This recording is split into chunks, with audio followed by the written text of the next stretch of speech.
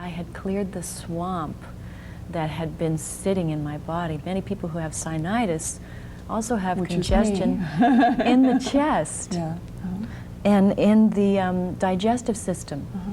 And so until you clear out that basic swamp that's in the body, I call it silt at the river, at the mouth of the river.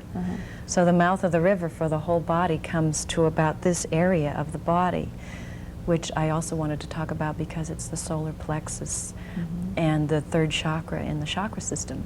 And so it's interesting that all the neural plexuses seem to correspond with the chakra system and the meridian system. Okay. Actually, you brought a diagram for us to kind of help go through this. Why don't you go ahead and bring that up for us? Because I want you to do a quick demonstration. Before we get started, though, you were also saying that you teach these different things, and if I understood you correctly just before the show, you said you teach them not just to massage therapists, but you teach people how to do their own lymphatic massage. They don't have to have prior knowledge about massage therapy or anything like that. And I'm hoping to write an instruction manual for that, for the regular person, the lay person, for the complete novice, and for the therapist as well. Great. And the principle of it will be to learn how to clean your own lymphatic system and help bring up your immune system. So there's the colon, which is the garbage disposal switch, the bottom of the drain. And just the same principle as if you were combing your hair to get rid of the tangles. You wouldn't start at the root and try to pull all the way down. Pull you out would all your hair. comb at the bottom first. So I always tell people you start at the finish line. So you open the colon first. You can do that manually or through teas or through psyllium seed husk and different products like that, herbal products.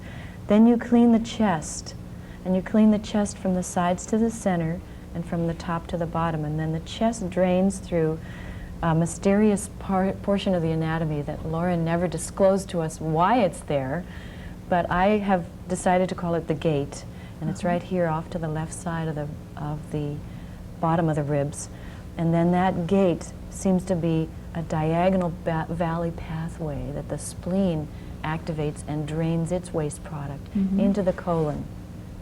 So after you've activated the first part and the second part, then you can activate the third part, which everything in the face drains from the center to the sides and from the sides down. Here is where in anatomy we usually are familiar with where the lymphatic system and the circulatory system meet, is at the subclavian right here, and this is where they'll teach you in anatomy that they meet. But in Lauren Berry's system, it continues all the way down. So what I do is I teach people how to open the colon in a very simple peristaltic action that you can do for yourself, and then you clean the chest out, and then you clean the face and the sinuses out. And this can be done very quickly. You can give yourself a treatment in 2 minutes or 10 minutes or 2 hours. That's the thing about the work, is it's very expandable, and it depends on your condition.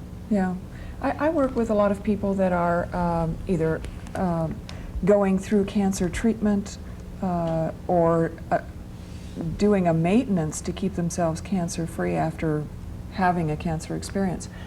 How would this kind of massage, because obviously cancer cells are distributed through the rest of the body, through the lymph system, would this help to keep that immune system free of cancer cells, or how would it relate? I just keep thinking. Yes, and that's a very good question. That's what a lot of people ask. Doesn't this help with AIDS or cancer or any of these major lymphatic or immune system diseases?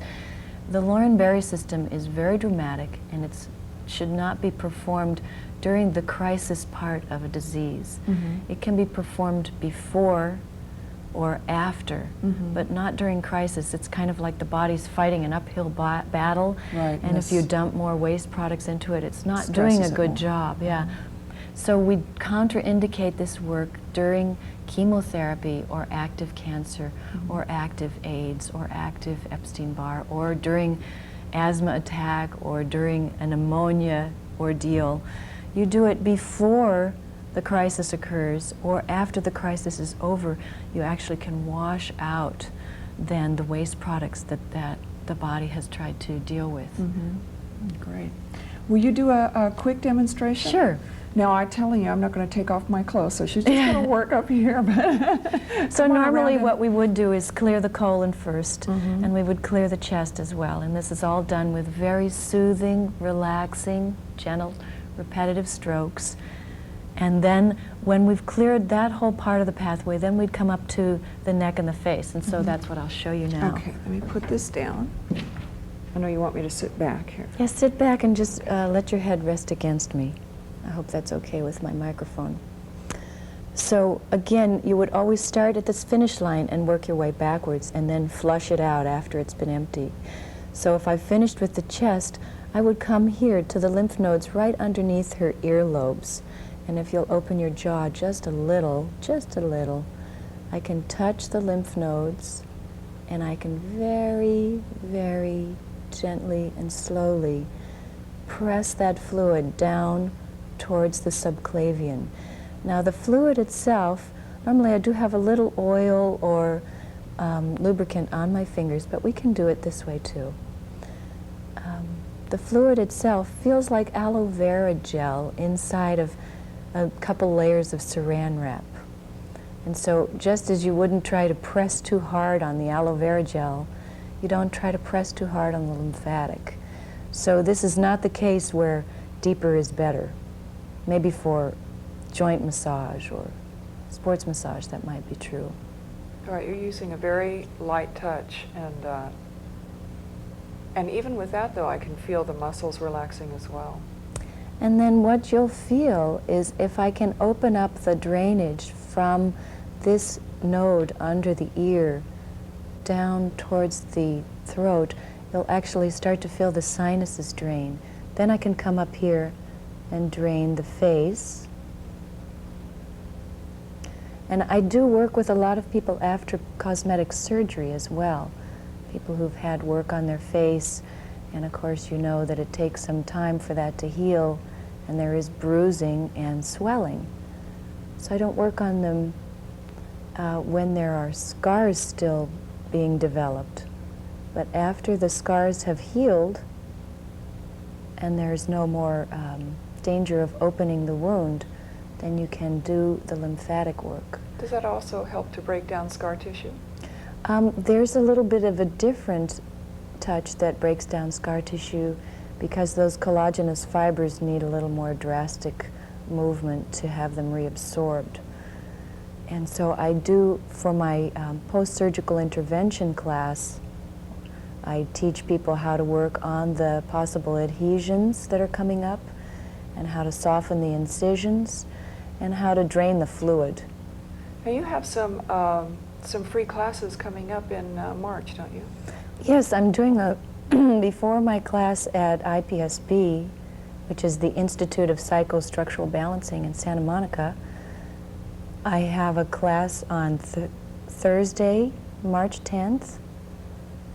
Actually, it's a free lecture dem, and it starts at 7:30. It's open to the public. And then also in July, before my class at Touch Therapy Institute in Sherman Oaks, I have a free demonstration on Wednesday, July 20th.